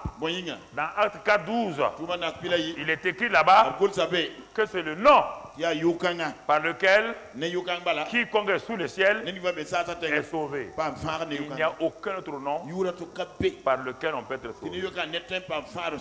Alors, si toi tu prêches, tu n'as pas étudié le nom de Jésus, tu vas voir qui? On dit c'est le nom sous le ciel là, le nom par lequel les gens doivent être sauvés. Tu pars faire campagne, tu fais toute la prédication sans le nom de Jésus. Les gens sont sauvés par le nom de Jésus. Donc cette année, si tu ne prêches pas, tu ne peux pas prêcher la croix tout le temps. Il y a certaines croisades ou certaines sorties où tu prêches le nom de Jésus. Parce que le nom qui est Philippiens 2, c'est le nom qui a été donné au-dessus de tous les noms. C'est le nom qui a été élevé au-dessus de toutes les dominations. C'est ce nom-là, mon frère. Philippiens 2, verset 8-11, si tu veux noter. Romains 10, verset 13. Quiconque invoque le nom de Jésus sera sauvé. Voici encore Des thèmes que tu peux aborder au cours de l'année 2017. Et développer ça si tu veux que les gens soient sauvés dans tes croisades ou dans tes campagnes. Autre thème en 2017 que tu peux développer, Jésus-Christ est le même hier, aujourd'hui, éternellement. Hébreux 13, verset 8. Tu prends que Jésus-Christ, quand il était sur la terre, voilà ce qu'il faisait. Mais aujourd'hui, on dit qu'il est le même. Donc, ce qu'il a fait hier là, il fait ça aujourd'hui. Et demain, il peut faire. Quand tu vas dire maintenant, Jésus faisait ça, tu vas dans les cas d'évangile. Il a fait ça, il a fait ça, il a fait ça. Il est mort à la croix. Le même Jésus est là. Il n'a pas changé. Il sauve encore aujourd'hui. C'est lui qui veut te sauver, qu'il vienne. Mais ils vont venir. Si tu dis qu'il n'a pas changé, qu'il est le même, ils vont venir. Pourquoi vous cherchez des messages bizarres? Ce sont des messages, on dit que ça sauve. Tout est basé sur Jésus. C'est pas fini. Il y a le sang de Jésus, la puissance du sang de Jésus. C'est par le sang qu'il a donné la vie aux gens. C'est par le sang qu'il a dépouillé les autorités. Développe la puissance du sang de Jésus. Prends partout où il y a la puissance du sang de Jésus. Et tu vas voir. Tu vas d'abord dans Exode 12. Tu montres que le sang des agneaux qui a été placé sur les maisons empêchait l'ange de la mort d'entrer dans les maisons. Si le sang d'un animal empêchait Satan, l'ange de la mort de rentrer, et le sang du Fils de Dieu. Les gens disent, ah bon? Nous, dans nos villages, c'est le sang. On met le sang partout. Il y a un sang plus puissant que le sang des animaux. Oui, c'est le sang de Jésus. Quand tu appelles, les gens courent. Ils veulent ce sang-là. Tu ne peux pas dire, même à un enfant qui a 10 francs dans sa main, tu ne peux pas ouvrir sa main, il va te donner les 10 francs. L'enfant va pleurer. Si tu veux faire, il va pleurer. Mais cherche pour savoir ce que l'enfant aime. S'il aime des biscuits, tu amènes biscuits. Biscuits. L'enfant fait quoi? Il jette l'argent, il prend biscuits. Qui est bête pour laisser le sang des taureaux et des boucs. Si tu ne lui donnes pas un sang supérieur, donne-lui un sang supérieur, il va te détourner des sangs des boucs et des taureaux. C'est fini, mon frère. Arrêtez. Tu ne vas pas prêcher aux gens le sang des boucs et des taureaux. Non. Tu veux gagner des gens en 2017. Tu dois sortir. Il n'y a aucun d'entre vous ici qui va venir à ce séminaire-là et puis aller s'asseoir, faire des séminaires dans sa maison et puis ne pas sortir. Groupe musical. Vous devez sortir. Tout le monde doit sortir. Tout le monde doit aller prêcher que Jésus-Christ. Vous devez prendre. Vous devez sortir. Tout le monde. Organisez-vous. Vous allez voir qu'il y a la puissance en vous. Aujourd'hui, tout le monde dit que Joel Austin a la plus grande église d'Amérique. Mais Joel Austin, il prêche plus que son père a prêché. Quand tu étais en France, son père venait là-bas. Son père était un pasteur baptiste. Un bon pasteur baptiste. Sauvé. Tout. Mais il était frustré. Il voyait autour de lui aux États-Unis beaucoup de gens qui ne sont pas sauvés. Mais il n'a pas de puissance. Alors il a commencé à jeûner, à prier. À jeûner, à prier. À jeûner, à prier. Un jour, Dieu dit, bon, il faut arrêter ton jeûne maintenant. C'est bon comme c'est arrivé. Il faut sortir. Il dit, ah bon? Il faut sortir. Les gens jeûnent, ils ne veulent pas sortir, ils ont peur. Il faut sortir. Pour faire quoi? Il dit, mais tu veux quoi? Tu veux que ton église grandisse, non? Tu veux voir la puissance de Dieu? Prends ta guitare. Tu sais jouer à la guitare? Il dit oui. Il dit, va, il y a un jardin public à côté là. Va t'arrêter. Joue.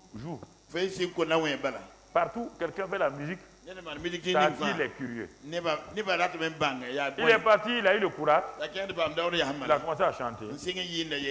Les gens sont venus, les badauds sont venus en premier lieu. Ils se sont arrêtés loin. Les gens ont continué à venir. Le gars la chante bien. Hein? Ils se sont arrêtés.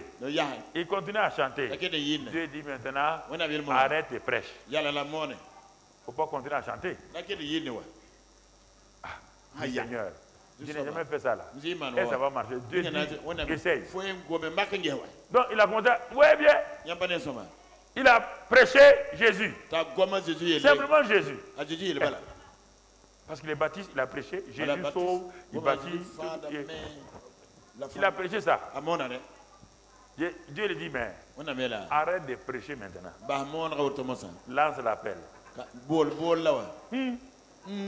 Qui va répondre? Dieu dit, tu arrêtes. Lance l'appel. Il a fermé ses yeux. Il dit, bon, s'il y a quelqu'un ici, c'est comme s'il les suppliait quoi.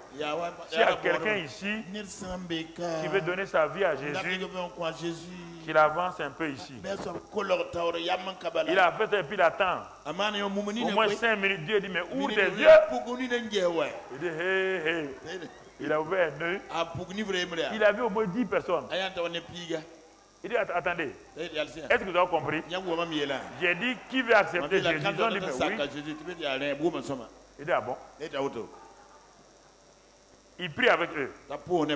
Et il voulait dire maintenant, bien, Dieu dit maintenant, prie pour les malades. Il dit, Dieu, chez nous on ne prie pas pour les malades. Il dit, mais tu as géré et prié, non? Prie. Bon, il a dit maintenant, bon, je vais prier pour ceux qui souffrent de Dieu. Dieu va vous soulager. Il va diminuer un peu. Voilà. Quand il a dit maintenant, au nom de Jésus-Christ, recevez la guérison. T'entends? Dieu dit, ouvre tes yeux et demande qui a été guéri. Il dit bon. Et qui a senti une petite amélioration? Il y a une vieille femme qui passait. Elle dit qu'elle avait des maux de tête terribles. Et c'est pourquoi elle voulait aller à la maison même. Mais elle a pris des comprimés, tous les comprimés là. Rien. Mais quand il a fini de prier pour les malades, mais elle a la paix. Il dit, maman, tu es sûre? Hein? Mais la femme dit oui. Et un autre, il avait des douleurs, il a commencé à se baisser. Il dit, mais c'est parti. Ah, il rentre chez lui. Il dit à Dieu, hey, est-ce que ce n'est pas une tromperie? Dieu dit samedi prochain, sort. Il sort à sa guitare. Au bout d'un mois, 2 mois, il a pris l'assurance. Son église a grandi à jusqu'à 5000 personnes. De 200, il est monté à 5000 personnes. Et quand il mourait, ses enfants sont venus s'arrêter. Joël Austin qui prêche avec 30 000 personnes dans les stades. C'était le responsable de la caméra. Son grand frère là, sa soeur est là. Dieu dit, le pasteur là, c'est Joël Austin. Papa, non, non, moi j'ai caméra. Dieu dit c'est toi. Mais il dit mon grand frère, plus, ils sont plus, non, non, Dieu dit c'est toi. Aujourd'hui, il a pris l'église de 5000 personnes, il est allé à 30 000. C'est ça, frère. Vous voulez que votre église grandisse. Quand vous avez fini de jeûner et prier, il faut sortir. Les jeunes ne veulent pas amener des gens. Un non converti ne vient pas à l'église. Jésus a dit allez. Il n'a pas dit aux non convertis venez à l'église.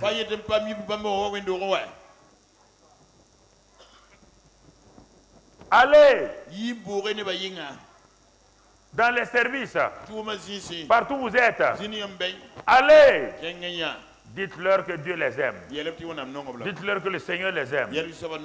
Autre sujet que tu peux prêcher. Et il a détruit les œuvres du diable.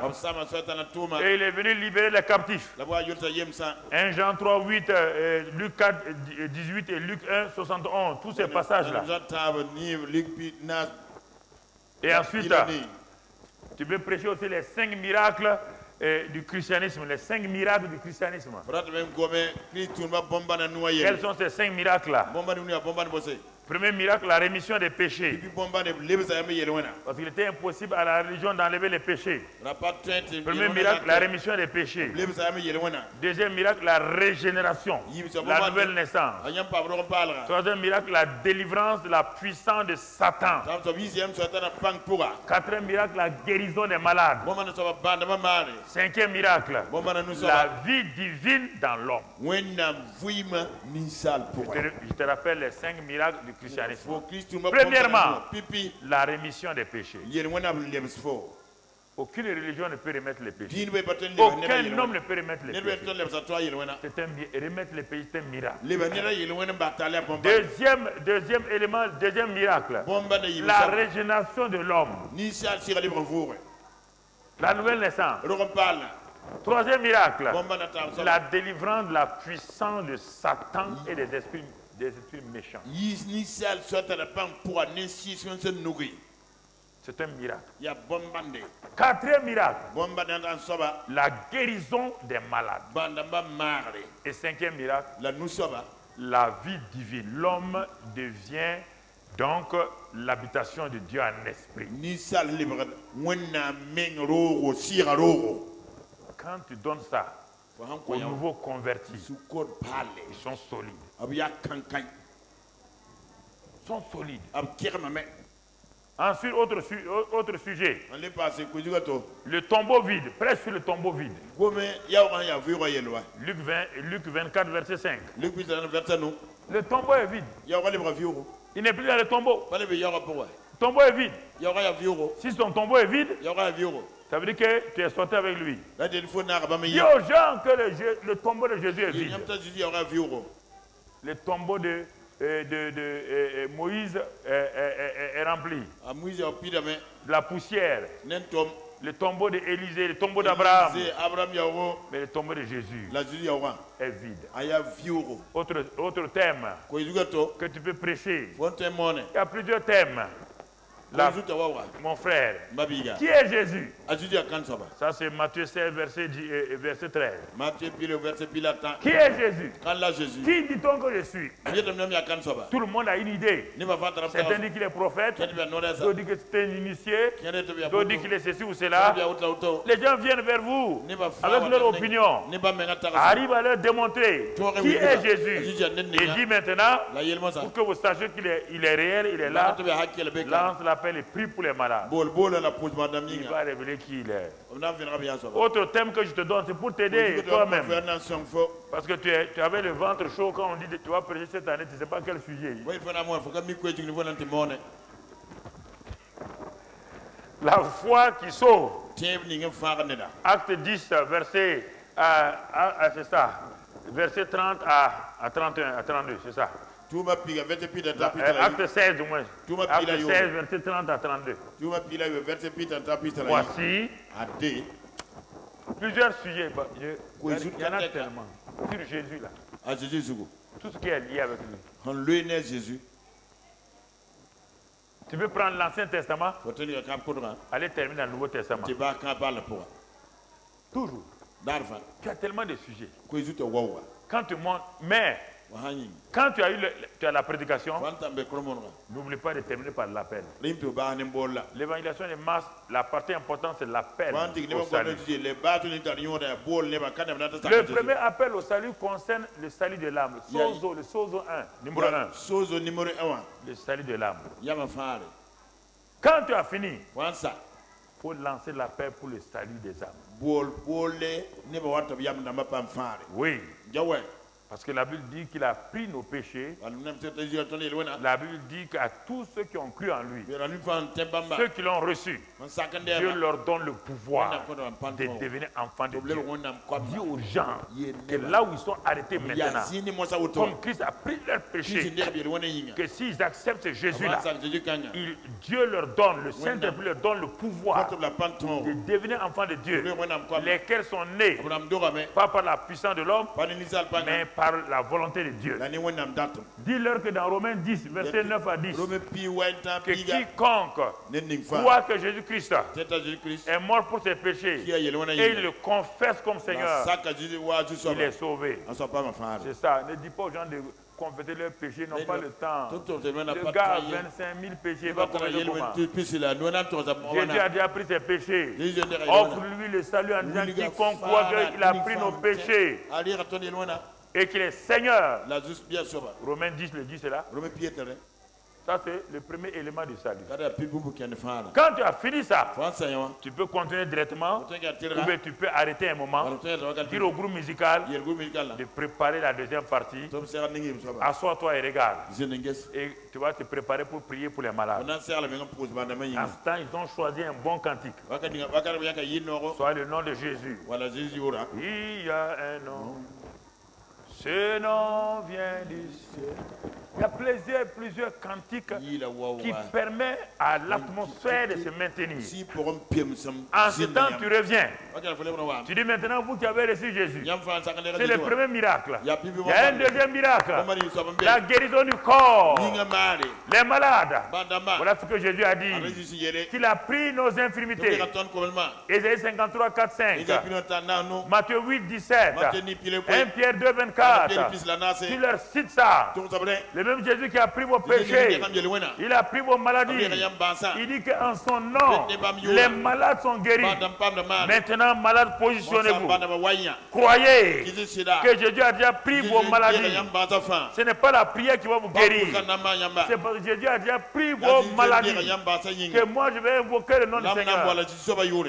Les gens croient que c'est le pasteur qui va les guérir. Ils ont les yeux fixés sur le pasteur. Ils ne seront pas guéris. Jésus a pris leur maladie. Dis-leur ça, il a pris leur maladie. Toi, tu vas activer leur foi par la proclamation. Et quand c'est fini, ne laisse pas le temps. Vérifiez maintenant. Vérifiez maintenant. Vous qui êtes venus là, vous pouvez plier les genoux. Pliez les genoux. Il ne faut pas attendre. La raison va revenir. Pliez les genoux. On ne peut pas bouger les bras. Bougez les bras. Vous qui ne voyez pas loin là, mettez la main sur le bon oeil. Regardez. La foi est activée. Ah, et tu vois, ici, déjà du monde a applaudi. Quelqu'un est guéri. Tu vois l'autre côté, les gens crient. Quelqu'un a reçu quelques guérisons. Alors à ce moment-là, la foi augmente. Et tu dis au groupe musical de continuer à prier. En ce temps, toi, tu es derrière, tu pries en langue. Tu pries en langue. Continuez. Conseillez, rentrez dans la foule. Conseillez, rentrez dans la foule. Faites sortir ceux qui sont guéris. Les conseillers qui sont formés. Ils rentrent dans la foule. Et il dit, ah, vous avez été guéri de quoi? Tant. Venez là, on écoute votre témoignage. C'est vrai, c'est authentique. Vous alliez là, tant. Et tout de suite, dès le premier soir, même s'il y a 3 personnes qui témoignent, ça fortifie la foi des gens. Parce que ce n'est pas automatiquement. Il faut au moins 5, 6 jours, 7 jours parfois pour que la foi de certains se déclare. C'est pourquoi les croisades de 2 ou 3 jours, ça frustre les gens. Parce que leur foi, ils ont été habitués à beaucoup de choses. Maintenant, 3e jour, on commence à croire, on a arrêté la croisade. Osborne prêchait 1 mois. Les plus grands miracles, c'est la 3e semaine. Parce qu'en ce moment, les gens disent, vous croyez? Quand tu as fini ça, parle de leur malédiction. Les gens croient à ça. Effectivement, il y a des malédictions. Deutéronome 5, verset 9. Deutéronome 7, verset 9. Commence par ça. Où on dit que quand quelqu'un s'est prosterné devant des idoles et il a adoré des idoles, la malédiction sera sur lui jusqu'à la 4e génération. Je comprends pourquoi je suis maudit maintenant. Mais ne reste pas là-bas. Ça c'est Deutéronome 5:9. Hein? Va à Deutéronome 7:9. Quand tu donnes le négatif, après à donner le positif. Car c'est le plus et le moins qui donne la lumière. S'il n'y a pas le système, le plus et moins ici, il n'y a pas de lumière. Prends ta pile. Tu vas voir plus et moins. Regarde bien. Ta torche. Tu vas voir plus et moins. Sans la combinaison des deux, il n'y a pas de lumière. Ne parle pas de malédiction, genre, sans leur offrir la bénédiction. La malédiction s'arrête à 4 générations. 4. La bénédiction va à 1000 générations. Ah bon? 4 générations de malédiction, 1000 générations de bénédiction. Et Jésus maintenant ne donne pas 1000. Lui, il nous bénit d'une bénédiction parfaite. Ceux qui sont devant vous là, qui croient qu'ils sont maudits. Ah bon? Oui. Regarde, dis-leur. Quand Balaam voulait maudire Israël, Dieu dit, tu veux bénir un peuple qui est déjà béni. Tu veux maudire un peuple qui est béni. Éphésiens 1:3 dit que nous sommes déjà bénis dans toutes les bénédictions. Qui peut vous maudire? Qui? Personne. Mais si le pasteur même vous affaibli, mais comment vous allez avoir la foi?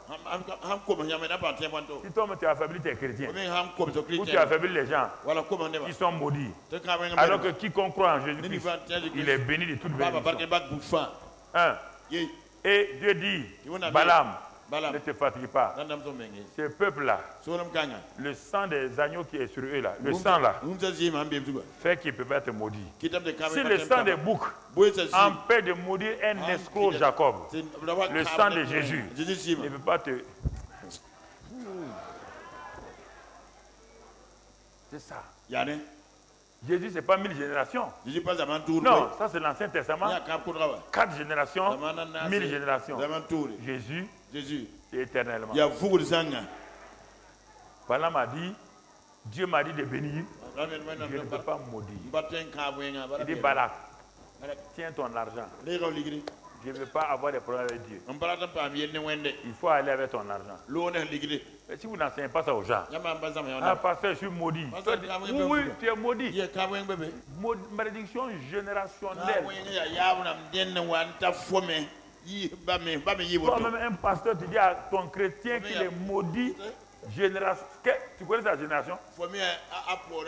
Hein? C'est pas ça la génération? La malédiction a commencé avec qui? Avec qui? Ton grand-père? Ta malédiction a commencé avec ton grand-père? Ça a commencé avec qui? Adam. Et la croix de Jésus est partie jusqu'à qui? A enlevé la nature adamique, oui ou non? Alors, ton grand-père, il y a tout juste 104 ans là. Si la croix est montée jusqu'à 5000 ans en arrière, ton grand-père n'est pas contenu dans ça. Pourquoi vous trompez les gens avec des choses comme ça? Quelle malédiction générationnelle? Quelle génération? C'est quel grand-père? Tu as un grand-père maternel. Tu as un grand-père paternel. C'est lequel qui est maudit là?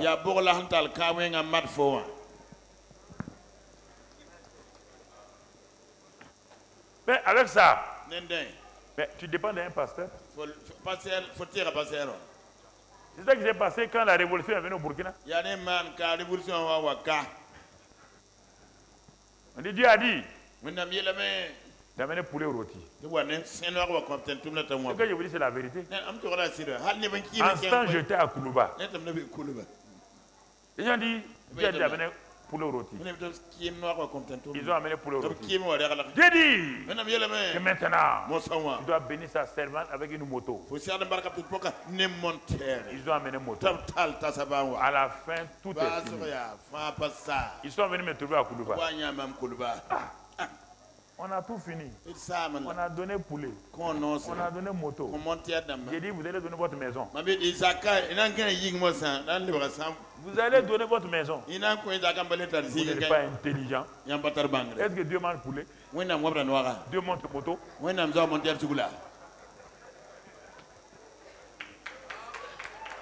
Dieu monte ça. Tous les jours où vous partez. Continuez à manger des poulets et prendre des motos des gens. Ça va sortir par là. Vous tentez les hommes de Dieu. Que Dieu a dit qu'on ne peut pas visiter un homme de Dieu les mains vides. Qui t'a dit ça? Qui t'a dit?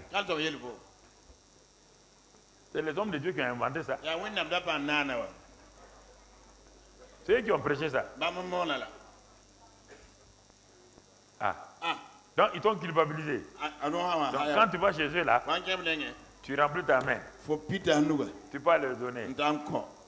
Dès que tu donnes, tu n'as pas vu ce que j'ai envoyé à plusieurs personnes là, sur le WhatsApp là. Tu n'as pas vu ça? C'est moi qui vous envoie ces choses là, vous savez que c'est moi. Le pasteur, il y a un jeune qui est venu avec son offrande. Il a trouvé le pasteur. Il a donné son offrande au pasteur. Le pasteur dit, petit, je vais te bénir. Il a commencé à bénir l'enfant. Au moment où il bénit l'enfant, il y a un homme d'affaires qui est rentré avec un gros sac d'argent. Quand il a posé l'argent là, le pasteur a vu l'argent du riche là. Il a dit au petit là, de partir c'est fini. Il n'a qu'à partir. Le petit veut rester, il n'a qu'à partir. Quand il a vu l'argent là, maintenant, au lieu de prêcher pour l'homme, de prier pour l'homme, le pasteur se met à genoux. Il dit à l'homme là de le bénir.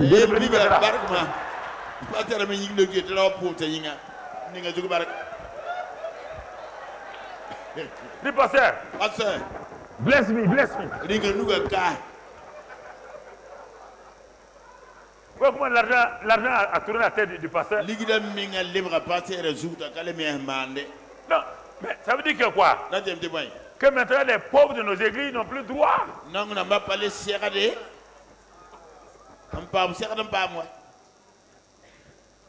Ouais. Et toi, tu bouffes l'argent des gens comme ça. Ok. Mon frère, on va s'arrêter encore ce soir ici. Alors, tu leur prêches la malédiction et la bénédiction. Tu leur prêches la délivrance des esprits. Et tu leur dis que le pouvoir a changé de main. Le pouvoir n'est plus dans la main de Satan. Satan a perdu le pouvoir. C'est un ancien employé licencié sans frais. Le ciel l'a licencié. Il n'a aucune attestation de licenciement. Il n'a pas frais de licenciement. Il est devenu vagabond. Je suis le vagabond. Il se promène partout pour dire aux gens que lui il est quelqu'un. Mon ami, quand quelqu'un était directeur général adjoint d'une entreprise, il régnait. Quand on le licencie, est-ce que le planton a peur de lui? Quand le planton le voit, il dit hé hé. Tu dis hé. Le planton dit mon ami. Moi je suis dans l'entreprise. Toi tu as été licencié. Quand Satan veut te faire peur, arrête-toi et dis-lui. Tu veux me faire peur? Moi je vais te dire une chose. Je sais où tu vas finir. Moi, je connais ta fin. C'est l'enfer. Il n'aime pas ça. Quand tu dis ça là, il s'en va.